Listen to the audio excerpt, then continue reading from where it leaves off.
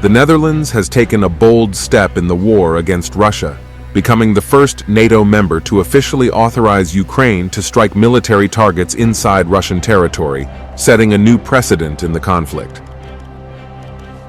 Speaking ahead of a crucial NATO meeting in Brussels, Dutch Defense Minister Ruben Brekelmans made a powerful declaration. Ukraine's use of F-16 fighter jets won't be restricted by borders.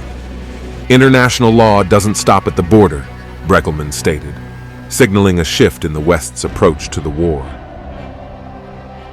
We have delivered our first batch of F-16s. They are currently in Ukrainian airspace, and we have always said that Ukraine needs to comply with international law. But international law does not contain any restrictions in terms of distance.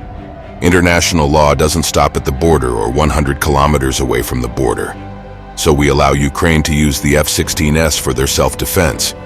And for their self-defense, it might be needed to intercept missiles or hit, for example, airfields in Russia, so military targets. And that's also allowed to do that inside Russian territory or in Russian airspace.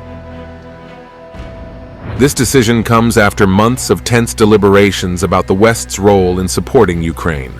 By giving Kyiv the green light to use Dutch-supplied F-16s over Russian soil, the Netherlands has taken a decisive step, one that many NATO allies have been hesitant to endorse. The move is a direct response to Russian President Vladimir Putin's repeated warnings that the West is nearing direct involvement in the conflict. Moscow has been vocal in its accusations of NATO provocation, warning that this could be a dangerous escalation. For Ukraine, this opens a critical new front in its defense strategy. Facing relentless missile attacks on cities like Kharkiv, the ability to hit back at key Russian military targets could shift the balance in this grueling war.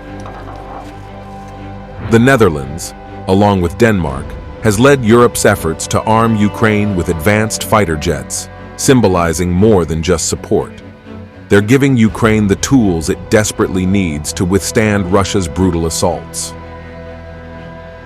The Dutch government has committed nearly 450 million euros to arm these jets and keep them battle-ready, along with funding for cutting-edge drones to enhance Ukraine's defense and surveillance capabilities.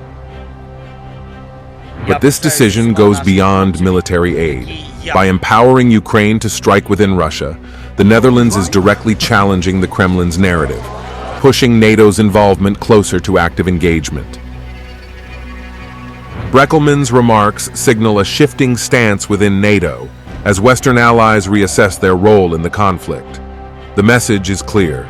Keeping the war confined to Ukrainian borders may no longer be enough to halt Russian aggression.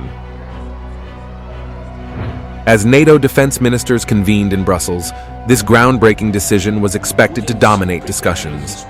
Ukraine sought even greater military support as both sides prepare for a long, bitter winter of conflict.